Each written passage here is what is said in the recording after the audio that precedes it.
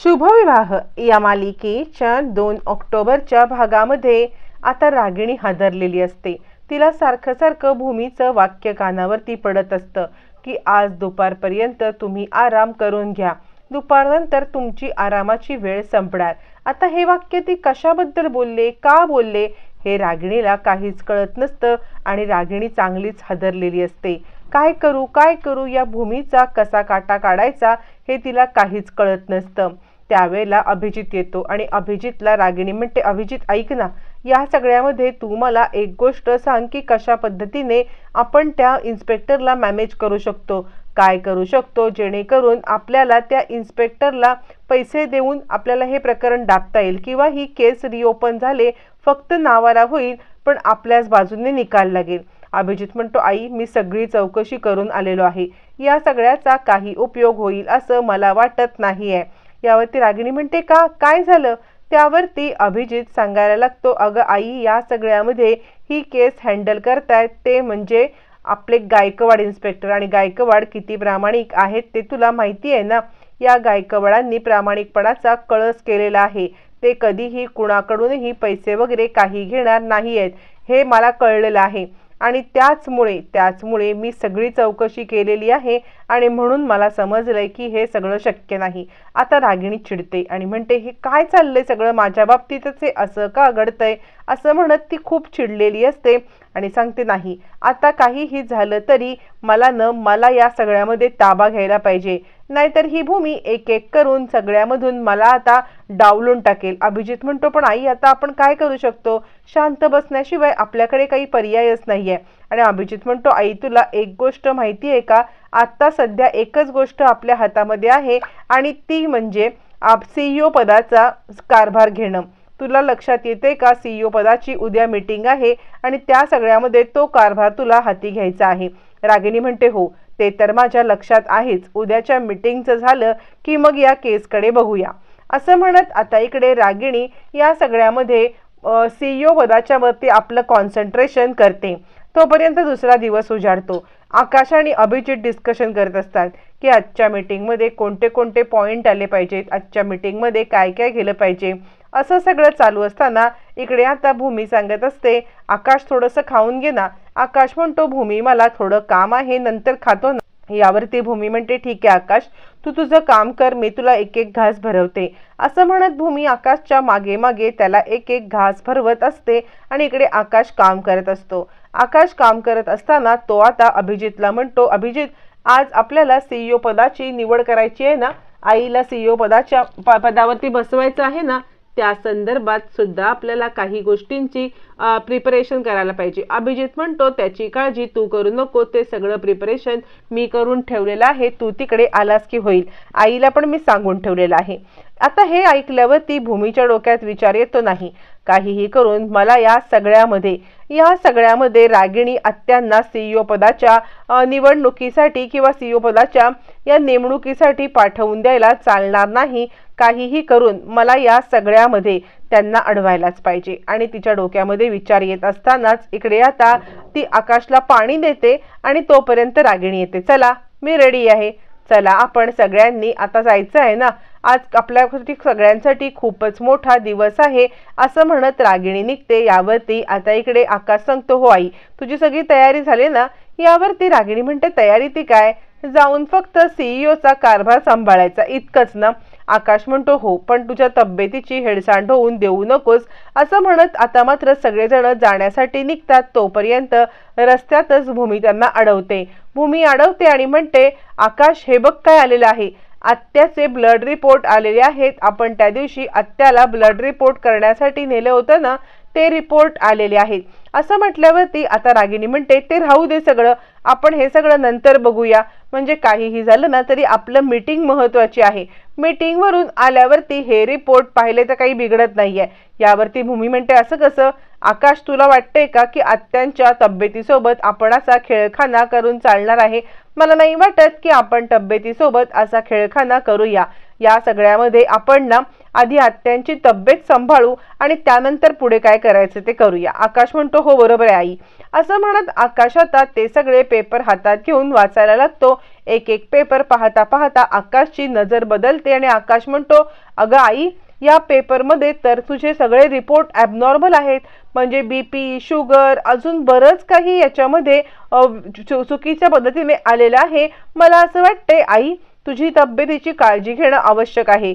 यावरती भूमी म्हणते, तेच सांगण्याचा मी प्रयत्न करते आकाश, की या सगळ्यामध्ये रागिणी आत्याला आत्ता तू जर का CEO पदाचा कारभार सगळा दिलास तर रागिणी आत्यांना या सगळ्यामध्ये मला नाही वाटत की त्या हे सगळं व्यवस्थितरित्या हँडल करू शकतील। त्यांना या सगळ्याचा किती त्रास होईल तुला कळतंय का? त्यामुळे मला असं वाटते की तू सध्या तरी हे सगळं करू नये। भूमीने अचूक डाव साधलेला असतो, पण या सगळ्यामध्ये भूमीने हा डाव कसा साधलेला असतो हे मात्र आता आपल्याला दाखवलं जातं। हे सगळं दाखवत असताना भूमी फ्लॅशबॅकमध्ये जाते आणि रागिणीचे रिपोर्ट घेऊन येणाऱ्या माणसाला भूमी अडवते। भूमी त्या माणसाला अडवते आणि त्यावेळेला भूमीने त्या माणसाला अडवल्यावरती ती त्याला सांगते, दादा, मला तुम्हाला खूप महत्त्वाची गोष्ट सांगायची आहे। म्हणजे मी रागिणी पटवर्धन यांची सून आहे, तर त्यांचे काही रिपोर्ट आले असतील तर ते आधी माझ्या हातात द्या बरं, कारण कसं आहे, डायरेक्ट त्यांच्या हातामध्ये रिपोर्ट पडले तर त्यांना त्रास झाला तर। यावरती तो माणूस म्हणतो ठीक आहे, आणि तो भूमीच्या हातामध्ये सगळे रिपोर्ट देतो।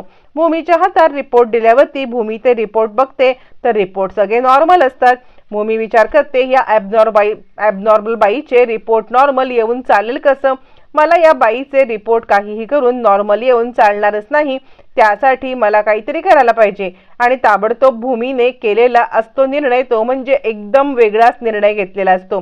या सगळ्यामध्ये भूमीने प्रशांतला बोलवलेलं असतं आणि ऑलरेडी तिने प्रशांतला सांगितलेलं असतं की तू रागिणी आत्याचे ॲबनॉर्मल रिपोर्ट बनवून आण, आणि त्याचप्रमाणे प्रशांतने ते सगळे रिपोर्ट बनवून आणलेले असतात। प्रशांत खाली येतो आणि त्यावेळेला भूमी म्हणते, काय झालं, आणलेस का तू रिपोर्ट? प्रशांत म्हणतो, हो ताई, तू ज्या पद्धतीने रिपोर्ट सांगितलेले आहेस ते सगळे रिपोर्ट मी आणलेत। असं म्हणत प्रशांत भूमीला ते रिपोर्ट देतो। ते रिपोर्ट दिल्यावरती आता मात्र भूमी सांगते, मला माहिती होतं की या बाईचे रिपोर्ट नॉर्मल येतील आणि या सगळ्यामध्ये तिला अडकवण्यासाठी मला काहीतरी करणं भाग होतं, आणि त्याच कारणासाठी मी हे रिपोर्ट बनवलेत। आता काहीही करून हे रिपोर्ट मला समोर आणायलाच पाहिजे। आणि हे सगळं भूमीने अचूक पद्धतीने केलेलं असतं आणि फ्लॅशबॅकमध्ये जात आपल्या भूमीने कसे रिपोर्ट बदलले हे दाखवलं जातं। मग भूमी ते रिपोर्ट घेऊन वरती आलेली असते। त्यावरती रागिणी सांगत असते, आकाश, अरे इतकं काही नाही झालंय मला, मी तुला खरंच सांगायचा प्रयत्न करते की मी एकदम ठणठणीत आहे आणि चल आपण जाऊया। मला नाही वाटत की या सगळ्यामध्ये आपण याच्यामध्ये अडकून पडलं पाहिजे। असं सगळं झालं तर आपल्या कंपनीचं किती नुकसान होईल। यावरती भूमी म्हणते, आकाश, तुला हे पटतंय का? म्हणजे कंपनीच्या नुकसानासाठी तू आता इकडे रागिणी आत्याचा तब्येती दावती लावणार का? मला नाही ही गोष्ट पटत आहे। आकाश म्हणतो, हो भूमी, मला तुझं म्हणणं पूर्णपणे पटलेलं आहे। आईच्या तब्येतीशी कोणताही खेळखाना मी नाही करू शकत, त्यामुळे आई, मला वाटते की बरोबर बोलते भूमी, आपण या सगळ्यामध्ये थोडे दिवस थांबूया। तू आराम कर, तुला या सगळ्यामध्ये कोणत्याही कामाचा त्रास द्यायला माझी इच्छा नाहीये। मी या सगळ्यामध्ये तुला कशाही प्रकारे अडकवू इच्छित नाही, त्यामुळे तुला जितका शक्य आहे तितका तू आराम कर, आणि आराम करून झाल्यावरती जेव्हा तुझी तब्येत बरी होईल त्याच वेळेला हे सगळं करू। त्यावरती भूमी म्हणते, हो की, आणि तोपर्यंत आकाश आहेस ना, CEO पदाचा कारभार सांभाळण्यासाठी आकाश आहे, तो या पदाचा कारभार तुम्ही बऱ्या होईपर्यंत सांभाळेल। असं म्हणत भूमीने बरोबर आता इकडे रागिणीला मात दिलेली असते। रागिणी म्हणते, ठीक आहे, मग आता काय बोलू, तुम्ही दोघं जण जर माझ्यावरती असंच काही करत असाल तर मी काय बोलणार। असं म्हणत रागिणी शेवटच्या क्षणापर्यंत प्रयत्न करते, पण भूमीने तिचा एकही प्रयत्न पूर्ण होऊ दिलेला नसतो आणि त्यामुळे रागिणी आता मात्र घरी बसण्याशिवाय काहीच करत नसते। त्यावरती आकाश म्हणतो, अभिजित, आपल्याला निघायला पाहिजे, सध्या तरी CEO पदाचा कारभार मी सांभाळतो, आई बरी होईपर्यंत मी हा कारभार सांभाळेन, आई बरी झाली की मग आई सांभाळेल। यावरती भूमी सांगते, बरोबर आहे ना, तोपर्यंत रागिणी आत्यांना आरामाची गरज आहे, त्या ठणठणीत बऱ्या होतील। मग आकाश आणि अभिजित निघून गेल्यावरती मग मात्र भूमी इकडे रागिणीच्या इथून निघणार, तर रागिणी म्हणते, तू आता खरी खेळामध्ये मज्जा येणार आहे, म्हणजे तोडीस तोड कुणी असेल ना तर खेळायला मज्जा येते, पण तुला माहित नाहीये ही रागिणी किती पोहोचलेली चीज आहे ते। आता तू मला CEO पदाच्या याच्यावरून काढलं असलंस ना तरी तूच मला या सगळ्यामध्ये कंपनीमधलं सगळ्यात मानाचं स्थान देशील आणि सगळ्यात उच्च पदावरती बसवशील।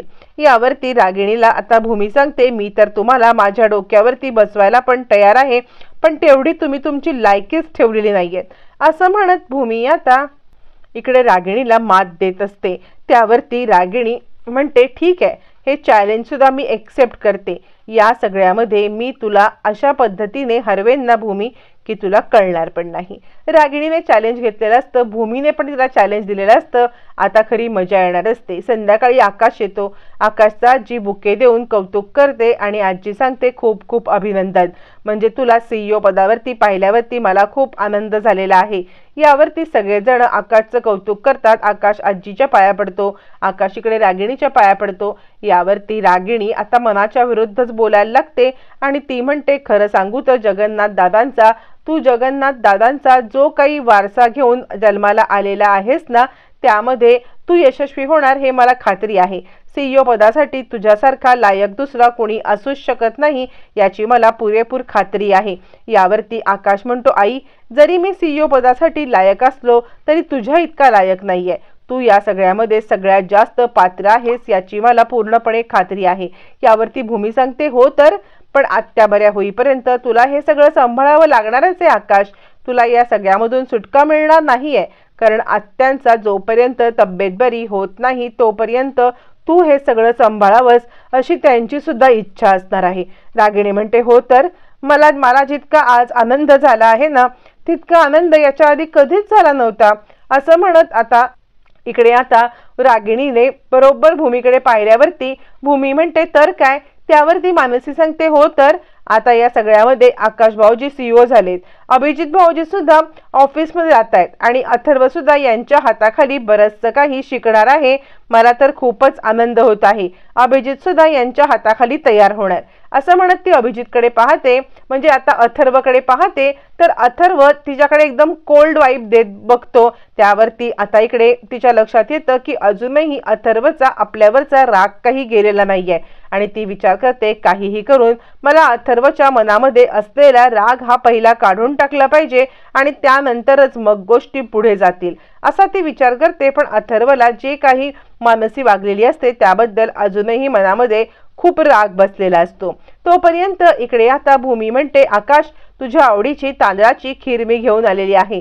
आज तुझ्या आवडीचा दिवस आहे ना, त्यासाठी ही तांदळाची खीर तू तुझ्या आईच्याच म्हणजे आत्याच्या हातनं खा असं म्हणत ती आता ती खीर रागिणीकडे देते। रागिणी आता ती खीर आकाशला भरवायला लागते। भूमी आणि मानसीचा अचूक प्लॅन यशस्वी होत असतो। त्यावरती आता आकाश नमस्कार करतो पुन्हा एकदा।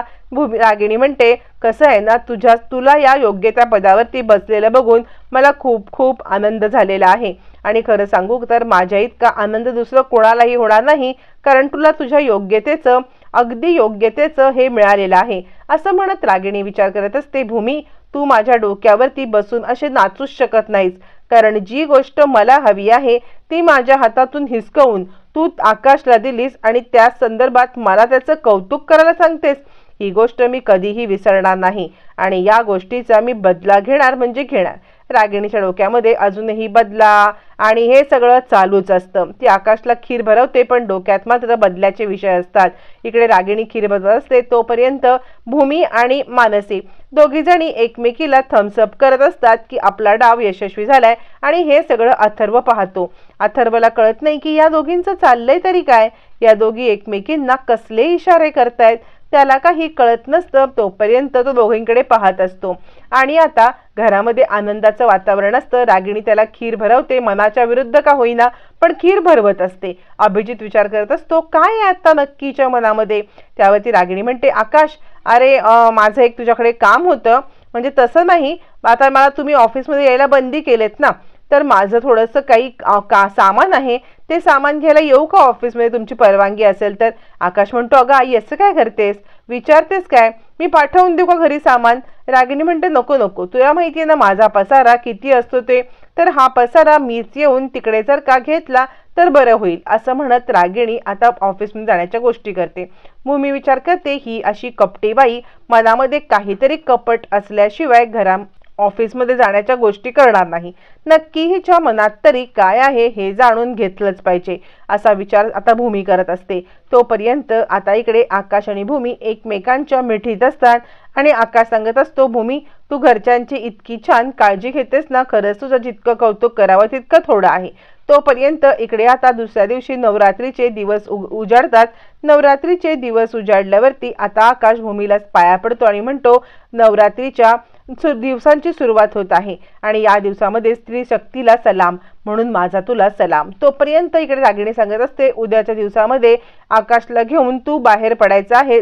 इकडे अलिबागच्या बाहेर तू पडलास की मला कॉल कर, मग इकडे कशी सूत्र हलवायची ते मी बघते। इकडचे सूत्र हलवून मी आता भूमीला माझ्या जाळ्यामध्ये अडकवते।